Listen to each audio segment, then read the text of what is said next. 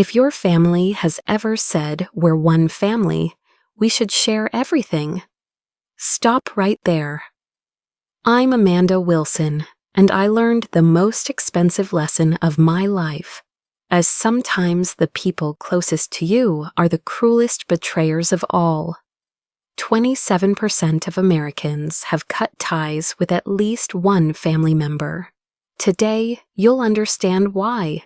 In the next 20 minutes, I'll show you how my parents sold my apartment to fund my sister's $100,000 wedding without telling me, and how I made them pay dearly for it. That 85-square-meter studio apartment in Brooklyn wasn't just a place to live. It was the result of 8 years of nonstop work. Every penny contributed, every mortgage payment. I handled it all myself. But following family tradition, I put my parents' names on the deed for legal convenience. See, that's where it all began.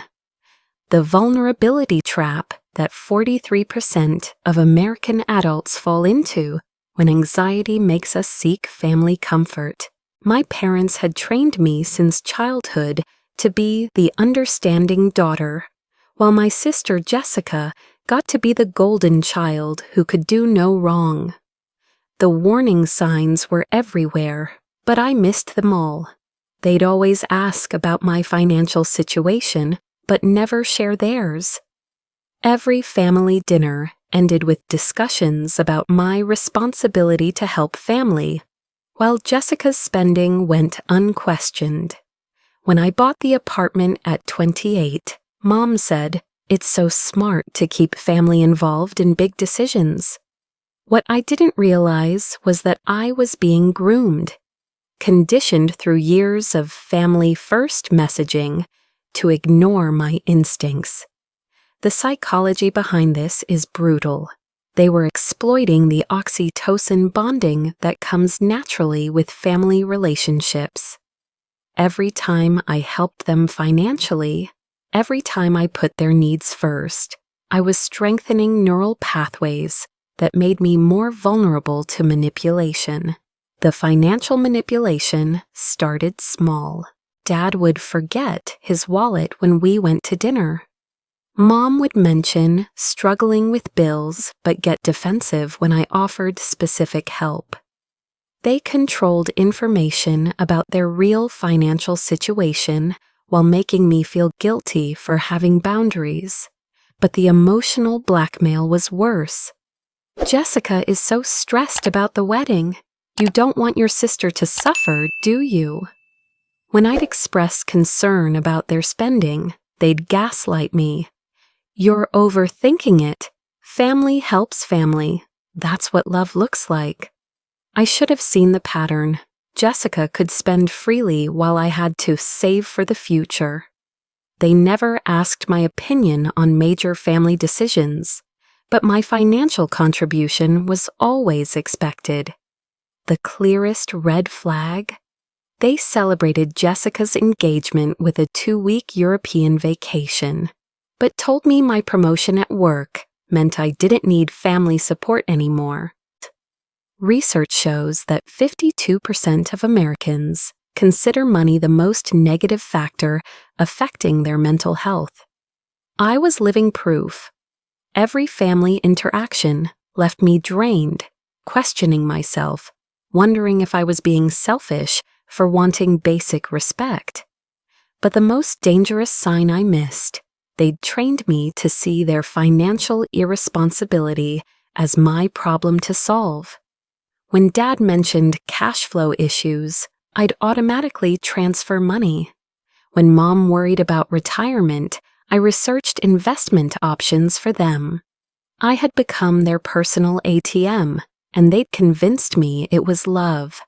The breaking point came on a Friday afternoon at 3 o'clock.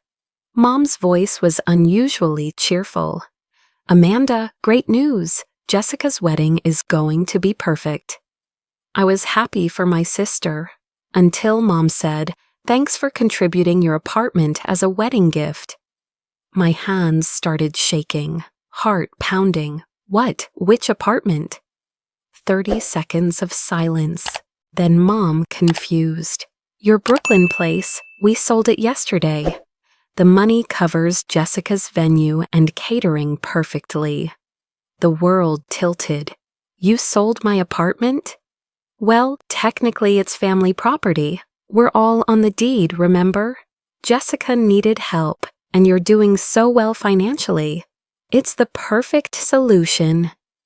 I sat in my office, staring at my computer screen, processing what I'd just heard. My parents had sold my home, the home I'd worked 80-hour weeks to afford, the home I'd sacrificed vacations and social life to pay for, to fund their other daughter's wedding, without asking, without even telling me until after the fact. The denial phase lasted exactly 47 seconds. They must be joking. This has to be a misunderstanding.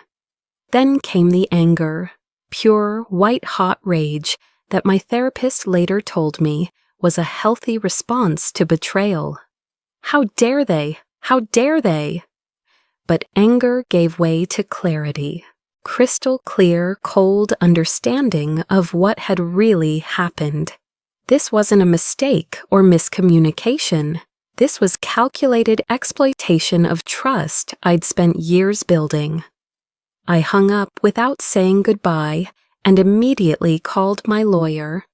Sarah, I need you to pull all the documents for my Brooklyn apartment, everything. Ownership records, payment history, loan documents. Someone just told me they sold my property, and I need to know if that's legally possible. 2 hours later, Sarah called back. Amanda, according to these records, you've made every single payment on that property for 5 years. Every mortgage payment, every tax payment, every maintenance fee. Your parents are listed as co-owners, but they haven't contributed financially since the initial down payment. Can they legally sell without my consent? With their names on the deed, technically yes, but this could constitute fraud given the payment history. We need to dig deeper. That weekend, I made a decision that changed everything. Instead of confronting them emotionally, instead of crying or begging or trying to reason with people who'd just committed the ultimate betrayal, I decided to think strategically. I spent the next 6 weeks becoming a detective in my own life. First, I gathered every piece of financial documentation I could find. Bank statements going back 5 years showing my payments. Legal documents proving my sole financial responsibility. Email chains where they discussed Amanda's apartment when talking to friends and extended family. The recording came next. New York is a one-party consent state, meaning I could legally record phone conversations. When Dad called to check in the following Tuesday, I was ready. Amanda, honey, about the apartment situation. We know you might be a little surprised, but family helps family. Jessica's wedding is a once-in-a-lifetime event. Dad, help me understand something. You and Mom sold my apartment to pay for Jessica's wedding. But I've been making every payment on that apartment for 5 years. How is that fair? Now, sweetie, it's not about fair, it's about family. You'll understand when you have children of your own. So you're saying that because Jessica is getting married, she deserves the apartment I've been paying for? We're saying that family assets should be used for family needs. The apartment was always meant to be a family investment. I had him on recording, admitting that they'd taken my financial contribution and called it family assets. But the real breakthrough came when I hired a private investigator to look into their financial situation. What I discovered made my blood run cold. My parents hadn't just stolen my apartment. They'd been living off my generosity for years, while hiding their true financial situation. The PI found records showing they'd mortgaged their own house 2 years earlier. Guess who'd been secretly making those mortgage payments through gifts and family support? Me. Every time they'd mentioned cash flow problems, every time they'd worried about retirement, every time they'd accepted my help, they'd been lying about why they needed it. They weren't struggling. They were funding Jessica's lifestyle and covering their own poor financial decisions with my money. The betrayal ran deeper than I'd imagined. They'd been systematically extracting wealth from me while positioning themselves as loving parents who just needed occasional help. But I wasn't done investigating. I needed allies, and I knew exactly where to find them. Uncle Robert, Dad's older brother, had always been the family truth teller. When I called him that Thursday evening, his response confirmed my worst suspicions. "Amanda, I've been waiting for this call for 2 years. Your parents have been bragging about Jessica's amazing wedding budget and your generous contributions to family finances. I knew something wasn't right when they bought that new car last year while claiming they couldn't afford their property taxes." "Uncle Robert, did you know they sold my apartment?" "They what?" The shock in his voice was genuine. "Amanda, that's theft, pure and simple. I don't care what the paperwork says." My first real ally, someone who understood the family dynamics and wasn't afraid to call out the manipulation. Next, I reached out to Jessica's fiancé, Mark. This was risky, but I needed to know how much Jessica knew about the funding source for her wedding. "Mark, can I ask you something? Jessica mentioned the wedding budget increased significantly. Do you know where that extra money came from?" "Honestly, Amanda, I've been wondering the same thing. Your parents told us they'd handle everything, but Jessica's been worried about the debt they're taking on. She actually suggested scaling back, but your mom insisted they could afford it." Jessica didn't know. My sister, the supposed beneficiary of this betrayal, had no idea her dream wedding was being funded by the theft of my apartment. That's when I realized the full scope of their manipulation. They'd positioned themselves as generous parents making sacrifices for their daughter's happiness, when in reality, they were stealing from one daughter to spoil the other. The professional allies came next. My real estate lawyer confirmed what I'd suspected. Given the payment history and documented financial responsibility, I had strong grounds for legal action. My financial advisor helped me trace every payment I'd made on behalf of my parents over the past 5 years. The total was staggering. Over $200,000 in direct payments, gifts, and financial support. But the most important ally was Dr. Martinez, the family therapist I started seeing to process the emotional impact of this betrayal. She helped me understand that what I was experiencing wasn't just hurt feelings, it was financial abuse, combined with emotional manipulation. "Amanda, your parents have been using classic narcissistic family dynamics. Golden child versus scapegoat. They've trained you to see your value in terms of what you can provide financially, while teaching Jessica that she deserves to receive without giving back. Is it normal to feel this angry? Your anger is completely appropriate. They've violated your trust in the most fundamental way possible. But more importantly, they've been systematically undermining your financial independence while making you feel guilty for having boundaries. Dr. Martinez introduced me to concepts I'd never heard before: financial abuse, emotional triangulation, generational trauma patterns, She helped me understand that my parents' behavior wasn't just selfish, it was pathological. With my team assembled and evidence gathered, I faced a choice.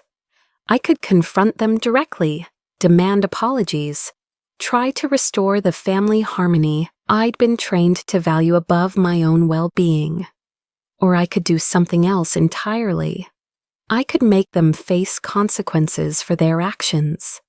The plan came together over the next 2 weeks.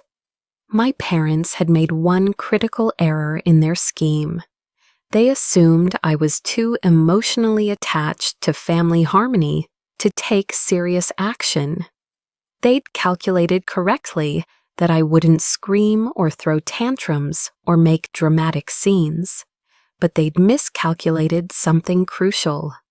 They'd underestimated my intelligence and my capacity for strategic thinking.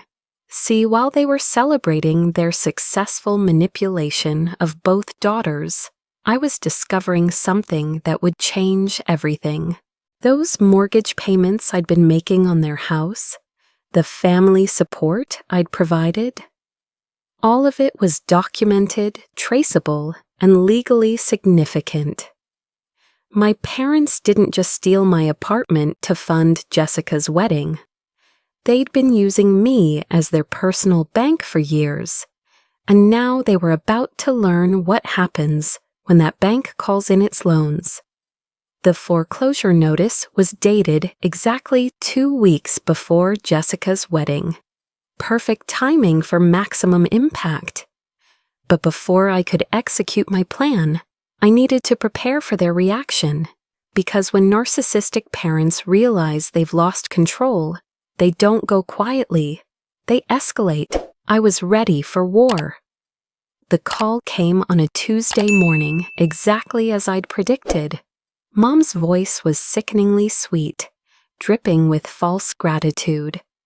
"Amanda, darling, we just wanted to call and thank you again for being so generous with Jessica's wedding gift. The venue coordinator said it's going to be absolutely magical." I smiled, even though she couldn't see me. "Oh, you're so welcome, Mom. I'm just happy I could contribute to Jessica's special day. You're such a wonderful sister. Jessica is so lucky to have you." "Speaking of lucky," I said, my voice perfectly calm, "you should probably check your mail today. I sent you something important." "Oh, what kind of something?" "Just some paperwork, nothing urgent, but you'll want to look at it when you get home." There was a pause. Something in my tone must have registered. "Amanda, is everything okay?" "Everything's perfect, Mom. Absolutely perfect. Give Dad my love." I hung up and waited.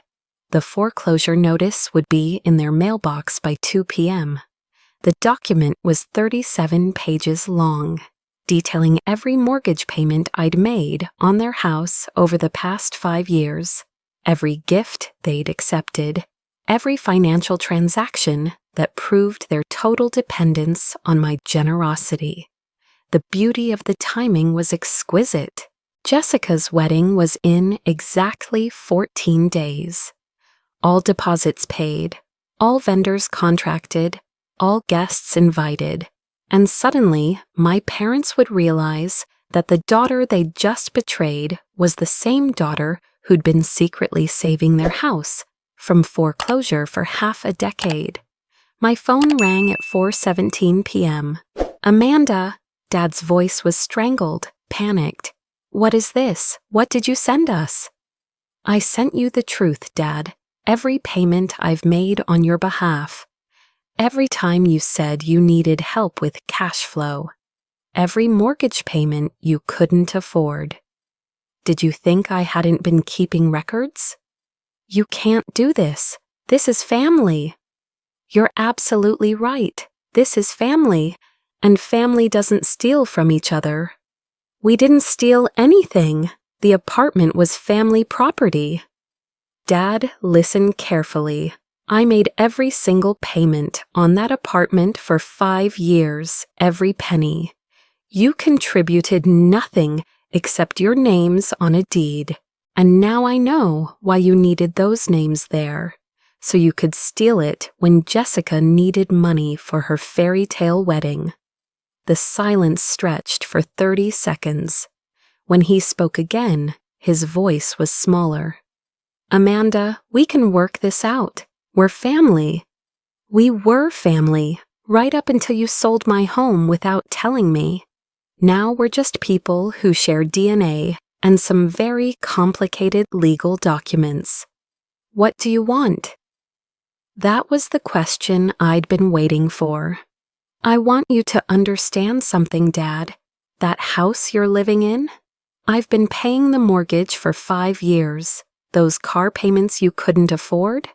I covered them. The credit card debt you racked up? Taking Jessica on vacation? I paid it off. You've been living off my generosity while planning to steal my apartment. So here's what's going to happen.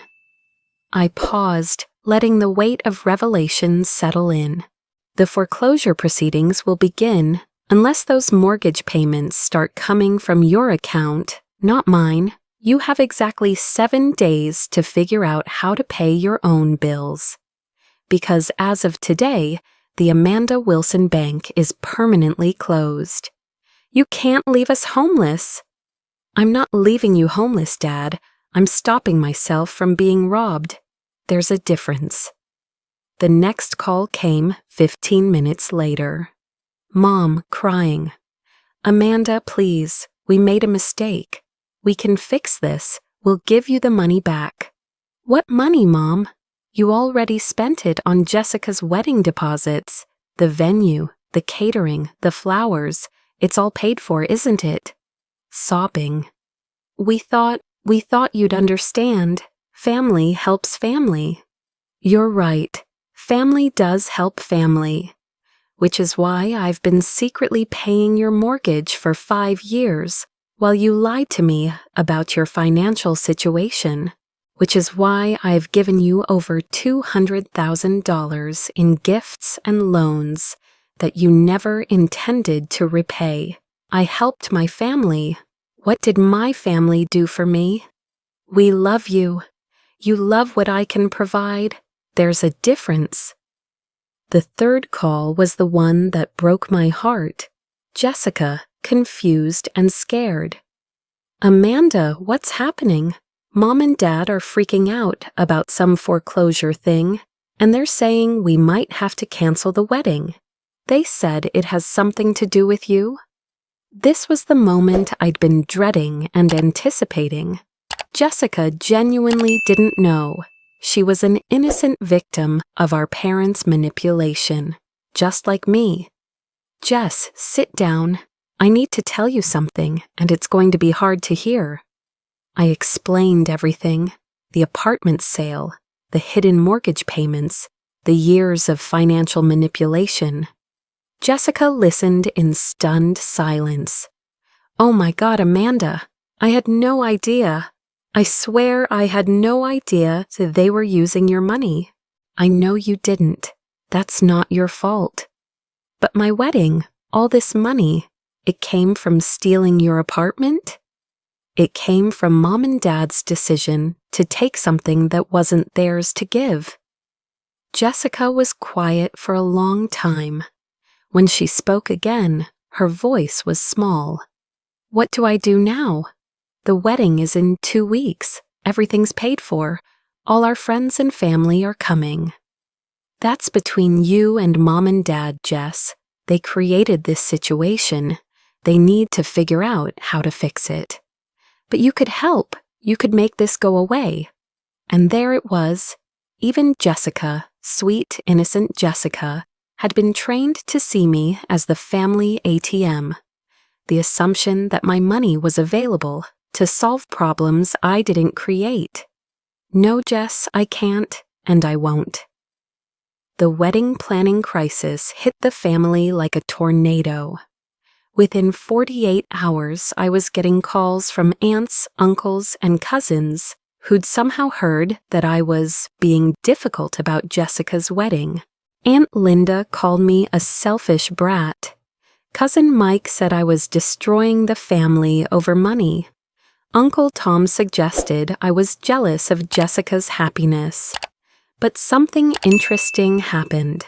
Uncle Robert, who knew the real story, started talking to other family members, sharing details about my parents' financial situation that even I didn't know. Apparently, they'd been borrowing money from multiple family members for years, always with sob stories about temporary setbacks. The family narrative began to shift when people realized this wasn't about me being stingy with Jessica's wedding. This was about my parents systematically exploiting multiple family members while lying about their financial situation. Cousin Sarah called me on Thursday. "Amanda, I owe you an apology. Uncle Robert told me what really happened. I had no idea your parents sold your apartment. That's not family helping family, that's theft." The tide was turning, but my parents weren't going down without a fight. Friday evening, they showed up at my office building, waiting in the lobby with tears and accusations. Mom threw her arms around me in front of security guards and coworkers, sobbing loudly about how I was destroying the family. "Amanda, please, you can't do this to Jessica. She's your sister." "I'm not doing anything to Jessica. You are. We made a mistake. We're sorry, but you can't punish Jessica for our mistake." Dad stepped forward, his face red with anger. "This is ridiculous, Amanda. We raised you, we fed you, clothed you, put a roof over your head for 18 years. Don't you owe us something?" That's when I realized they truly didn't understand what they'd done wrong. In their minds, they were entitled to my financial support because they'd performed the basic requirements of parenthood 2 decades earlier. Dad, let me explain something to you. Raising your children is your legal and moral obligation. It's not a favor you did me. It's not something I owe you for the rest of my life, and it definitely doesn't give you the right to steal my property. We didn't steal anything. I pulled out my phone and played the recording from our conversation the previous week. Dad's voice, clear and loud. Family assets should be used for family needs. The apartment was always meant to be a family investment. That's you, Dad, admitting that you took my financial contributions and called them family assets. In legal terms, that's called conversion. It's a felony. The color drained from his face. "You recorded me?" "I documented everything, because unlike you, I believe in evidence-based conversations." Security was getting nervous about the scene they were making. Mom was still sobbing, clinging to my arm. Dad was pacing, muttering about ungrateful children and family loyalty. I gently extracted myself from Mom's grip. "Here's what's going to happen. You're going to leave my workplace immediately. You're going to stop calling my extended family and trying to turn them against me. And you're going to figure out how to pay your own bills without stealing from your children." "And if we don't?" Dad's voice was challenging, threatening. "Then you'll discover how uncomfortable life becomes when you lose your house, your cars, and your reputation in the same month." They left, but the harassment escalated. Phone calls at all hours, text messages demanding I fix this. Voicemails from Mom crying about how I was killing her with stress. The breaking point came when they showed up at my yoga class on Saturday morning. Mom made a scene in front of 30 people, accusing me of abandoning family and caring more about money than love. That's when I knew it was time for phase 2 of my plan. Monday morning, I filed a restraining order. The legal documentation was extensive. Recordings of their threatening phone calls, evidence of their financial manipulation, witness statements from family members who'd observed their harassment campaign. But more importantly, I did something that terrified them more than any legal action. I started telling the truth publicly. The Facebook post was simple, factual, and devastating. Some of you have been asking about family drama involving Jessica's wedding. Here are the facts. My parents sold my apartment without my knowledge to fund the wedding. I had made every payment on that apartment for 5 years.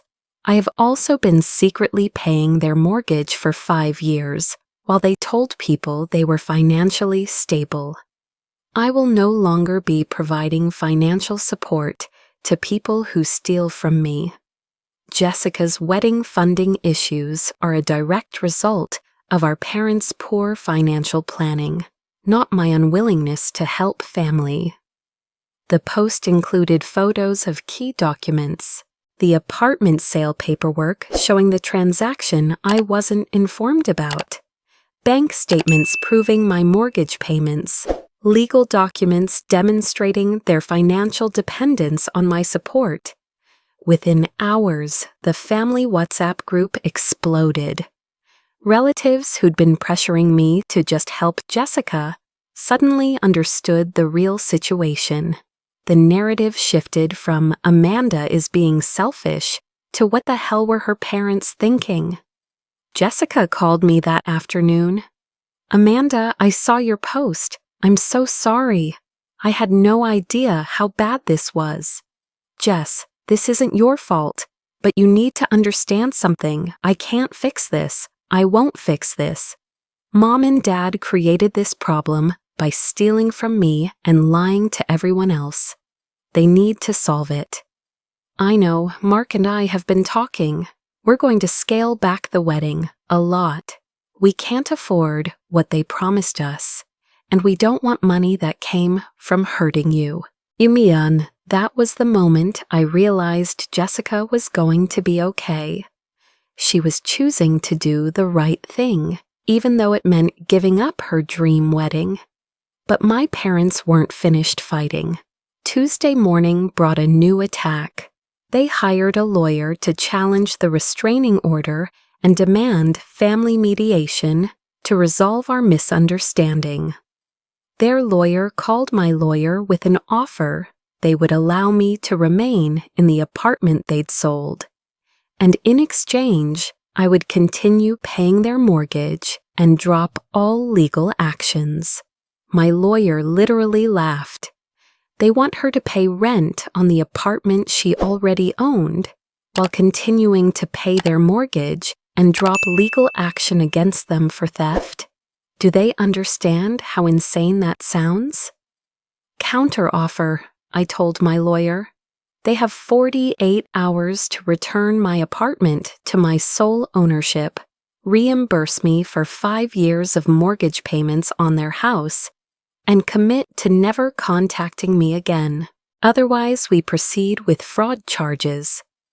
The response came in 24 hours. Your clients are ungrateful and vindictive. We'll see you in court. Perfect. Because what they didn't know was that I'd been building a case that went far beyond simple property theft. My investigation had uncovered something much bigger. They'd been running a years-long financial con game involving multiple family members. The private investigator had found evidence of loans from Uncle Robert, Aunt Linda, and 3 cousins, all of which had been obtained through false claims about temporary financial setbacks.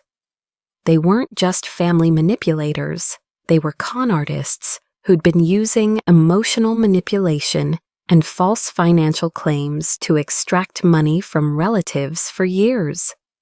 The family meeting happened on a Saturday afternoon at Uncle Robert's house. Everyone was there: parents, siblings, aunts, uncles, cousins.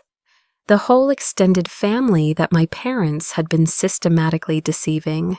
I brought my lawyer, my evidence folders, and a recording device. Before we talk about Amanda's selfishness, Uncle Robert began. "I think everyone needs to see some documents." We laid it all out. On the apartment theft, the hidden mortgage payments, the 5 years of financial lies. But more importantly, we showed the pattern of similar lies told to other family members. Aunt Linda discovered that her emergency loan to help with my parents' unexpected medical bills had actually funded Jessica's engagement ring. Cousin Mike learned that his contribution to their home repair emergency had paid for their European vacation. Uncle Tom found out that his temporary help with car payments had been going on for 3 years.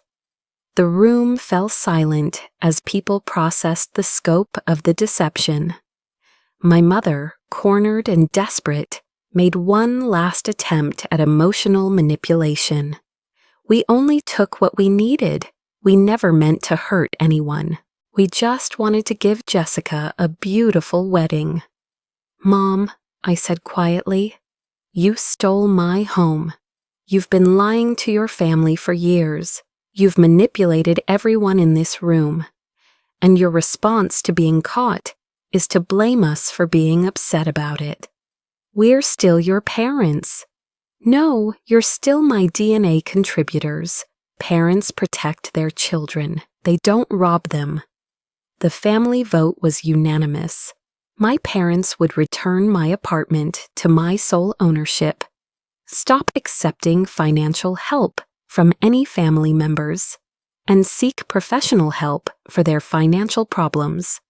They had 2 choices: comply with the family's demands or lose their family entirely. They chose compliance.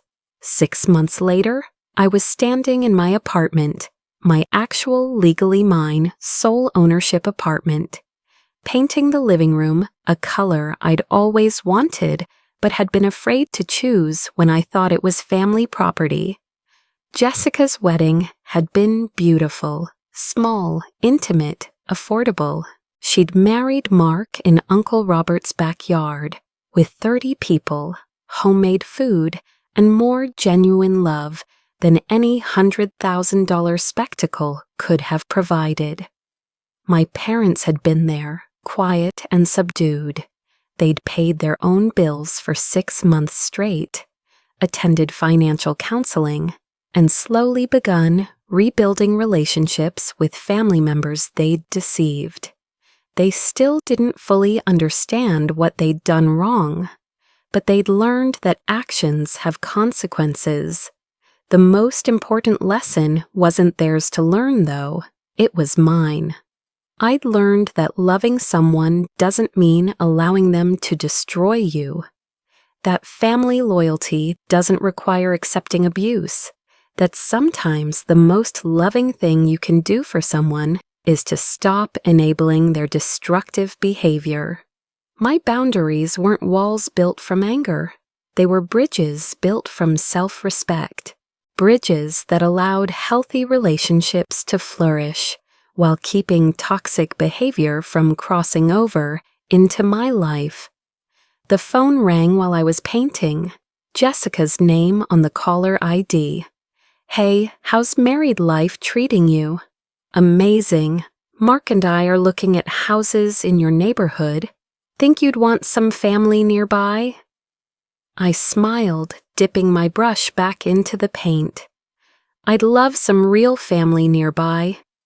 Because that's what I'd learned through this whole nightmare.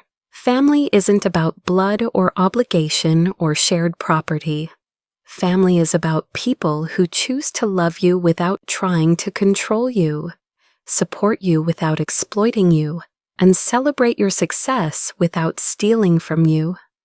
I'd lost parents but gained something infinitely more valuable: the knowledge that I was strong enough to protect myself, smart enough to outsmart manipulators, and worthy of respect from the people who claimed to love me. The apartment was finally, truly, completely mine. But more importantly, so was my life.